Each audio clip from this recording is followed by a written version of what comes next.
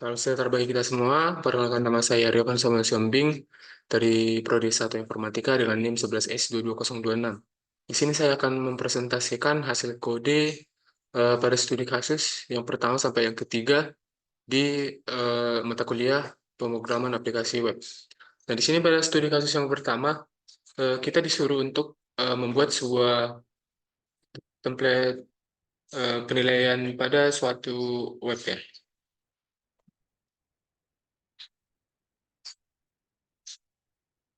Nah, ini begitu adalah webnya.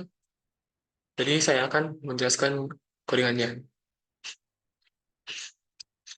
Nah, yang pertama di sini saya membuat suatu template dari HTML yang bisa kita buat dengan tanda seru dan kita enter. Nah, di sini adalah template tersebut.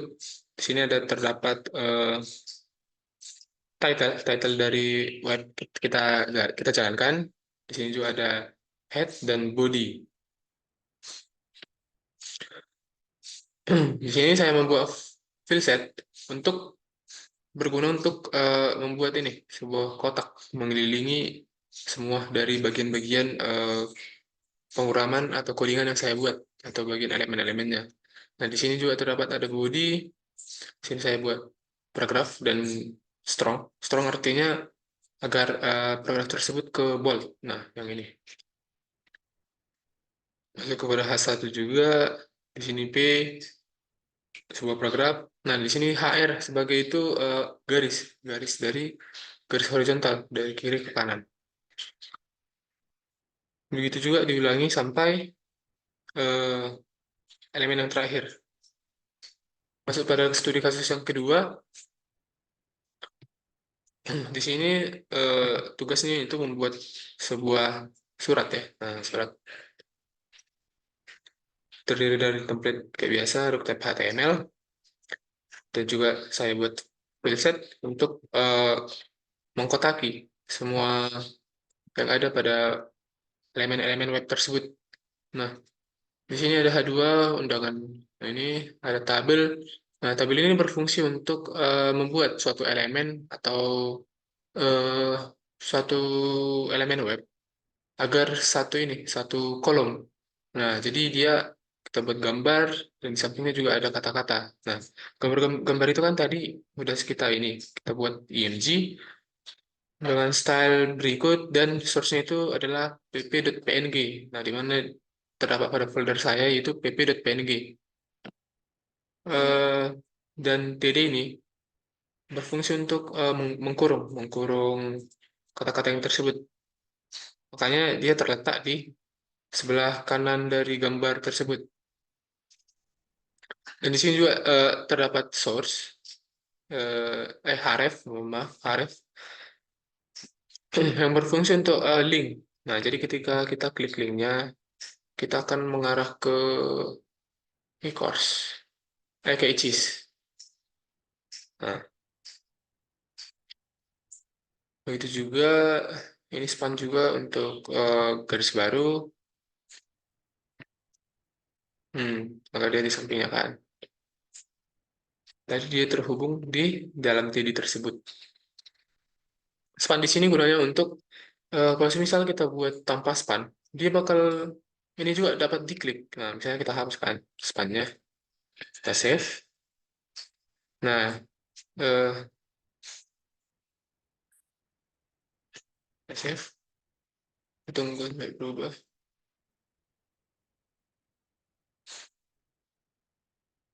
Maaf agak sedikit ngelek.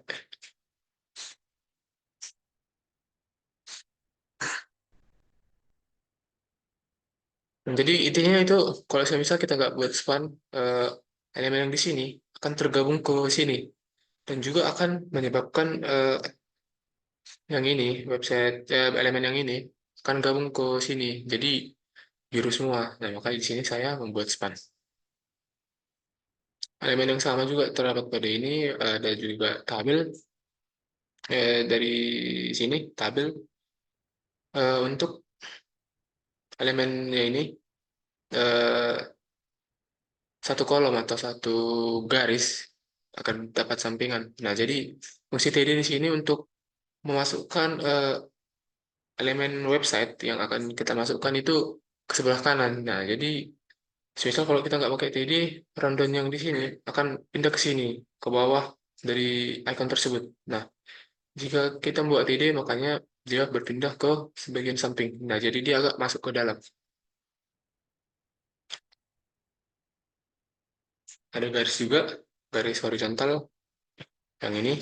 Ini adalah untuk membuat ini kita perlukan kode HR. Nah, di sini ada dari Bapak Ibu, paragraf for life.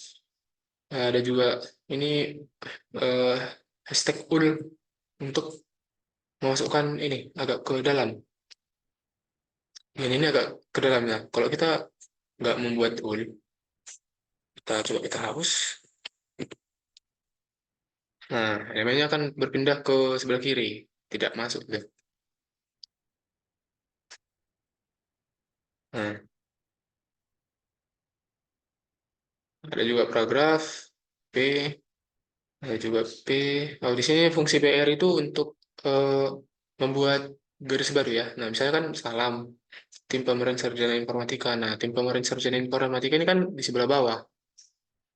Kalau misal kita hapus PR-nya, dia bakal di samping salam. Nah, oke, masuk pada bagian studi kasus yang ketiga. Studi kasus yang ketiga itu saya buat di suatu folder, di dalam suatu folder.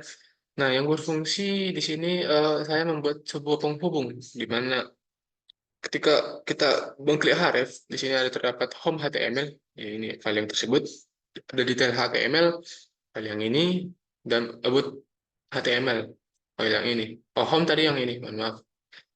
Nah, jadi ketika kita mengklik, kita jalankan webnya terlebih dahulu. Nah, jadi di sini terdapat news, detail, about. Nah, di sini bisa kita klik dengan ini, kita bisa klik detail, ini juga href, ini juga ada about. Ini saya buat center ya, center pada HTML-nya agar elemen-elemen tersebut berada tepat di tengah. Nah, kita bisa lihat di sini juga ada form, tapi belum bisa disubmit ya. Nah, untuk menjelaskan codingannya, di sini kita mulai dari home page atau news page yang ada di sini. Ini adalah news page atau home page. Nah, di sini ada head, header yang berfungsi untuk newsnya. Nah, di sini dia saya buat news dengan menggunakan hashtag H1 agar dia besar. Nah, di sini juga ada IMG source. Source-nya itu SS3PNG. Nah, SS3PNG ini telah saya buat di sini di dalam folder studi kasus 3. Nah, kalau semisal kita butuh gambar di luar folder kita bisa melihat referensi eh, pada latihan praktikum kita. Nah, di sini kan image source. Studi kasus 3. Nah, kita manggil eh, image source ini atau source dari foto tersebut dari studi kasus yang ketiga. Kita titik-titik slash studi kasus 3 masuk ke folder. Nah, di studi kasus 3 ini ada SS1 namanya, SS1 PNG. Nah, SS1 PNG ini akan kita ambil dari source dari studi kasus 3.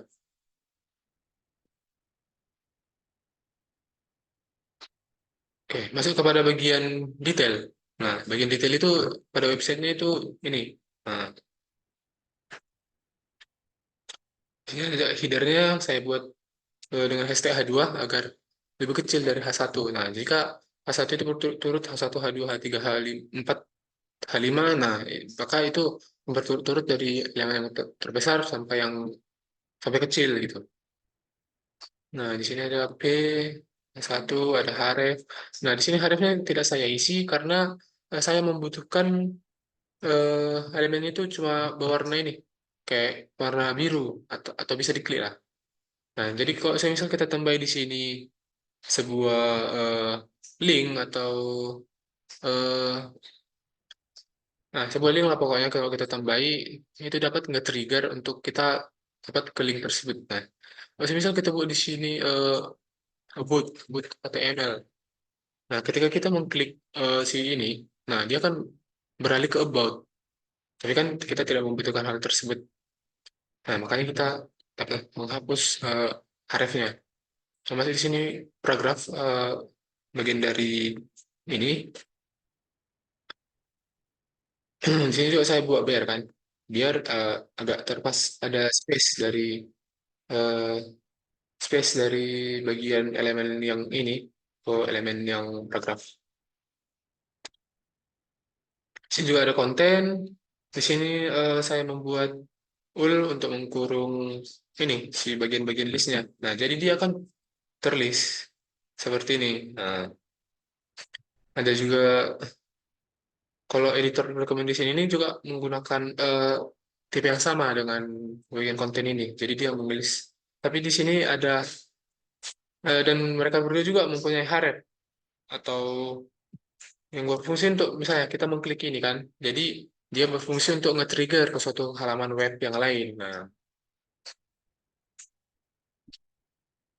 masuk kepada bikin tabel. Nah, di sini tabel berfungsi kayak studi kasus yang pertama tadi. Gimana caranya agar eh, sebuah foto dan ini dan sebuah kata atau kalimat bisa bersampingan dengan gambarnya yang ini. Nah, di sini juga saya membuat href untuk Patrick Hair, tapi tidak dapat diklik karena kita harus mengisi link pada bagian tersebut.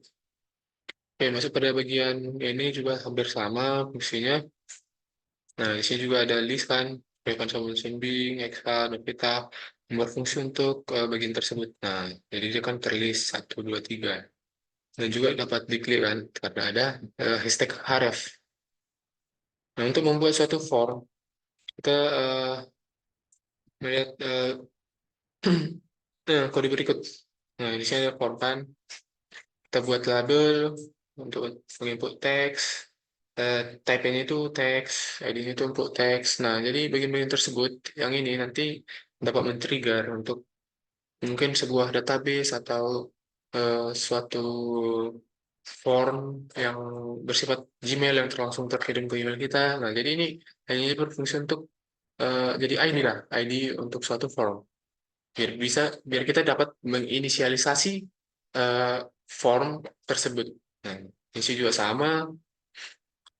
Nah, di sini juga ada BR untuk mengasih space dari ini, dari kolom komen. Nah, sampai pada bagian penutup HTML. Eh, Mungkin sekian yang dapat saya sampaikan dari presentasi saya eh, pada bagian praktikum pertama Papue. Nah, jika ada salah kata atau kurangnya dalam penyampaian saya ucapkan mohon maaf dan terima kasih.